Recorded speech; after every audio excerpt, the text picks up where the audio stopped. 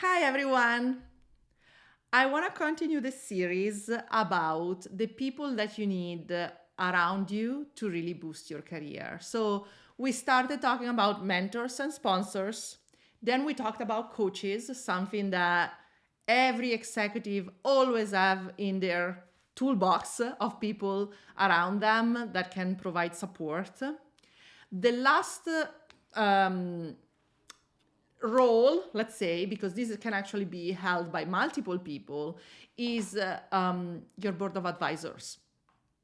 Uh, it is so true that you need feedback. We all have eyes that can only look in front, right? And okay, laterally, but we cannot look at our back, correct? That is so true also for things that are not only really real and visual, but about the consequences of our action and the consequences of our words. If we never receive feedback, we are blind. Ultimately, we are blind. Okay. So, having someone like what I like to call a board of advisors, someone that can always be our sounding board and can be honest with us.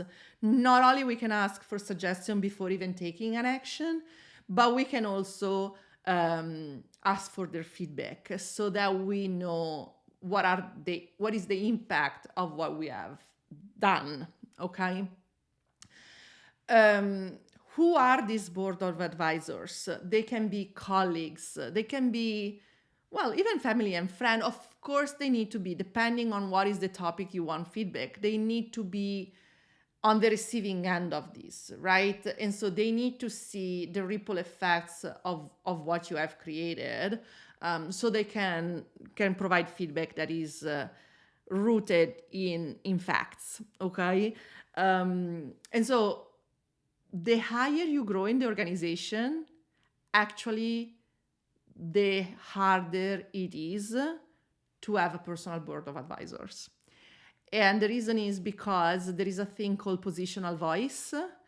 Less and less people are going to be open to provide you feedback because your voice, when you are the leader, is stronger than theirs, bottom line. And I'm not talking about how loud you talk, okay?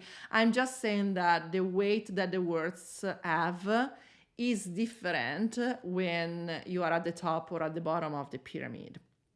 And people are less prone to give you feedback. So, how do you create this board of advisor? I mean, if your team is not part of your board of advisor, I think you have a problem, right?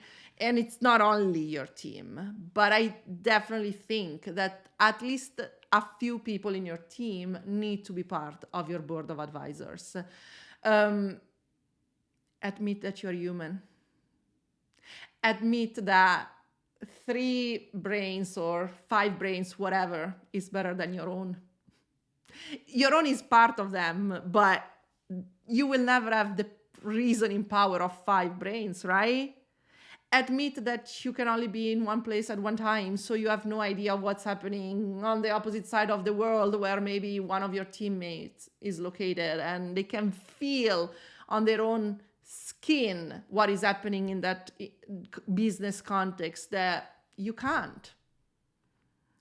When you are humble in that way, you can really generate an environment where people want to give you advice. And I'm talking about your team because normally that's the hardest to gather feedback from.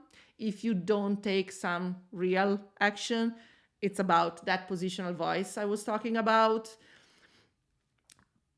But it's true for also other things. I mean, of course, you want board of advisors that are your peers and your bosses, but you understand, right? Your boss is more prone naturally to provide that feedback and be that sounding board because, well, they have the power. You have less power than them. From an organizational standpoint, then influence is a different thing.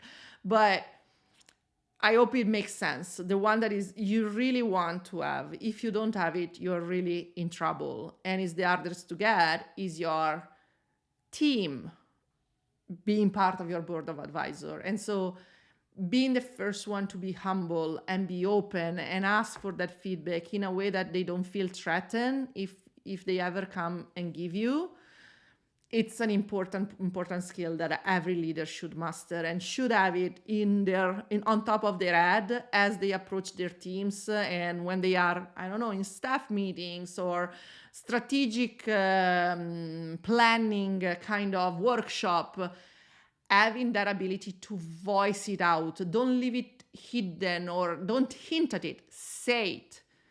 I know that I have one brain. All of our brain together can come up with a better idea if we really are honest and open with each other.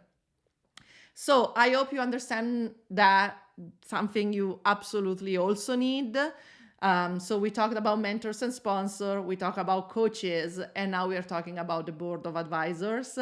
I really hope that you will take some time in thinking about these and taking some real action about creating this sphere of influence and people around you to boost your career. Because once again, it doesn't matter how great you are. I know you are. I really know that you are.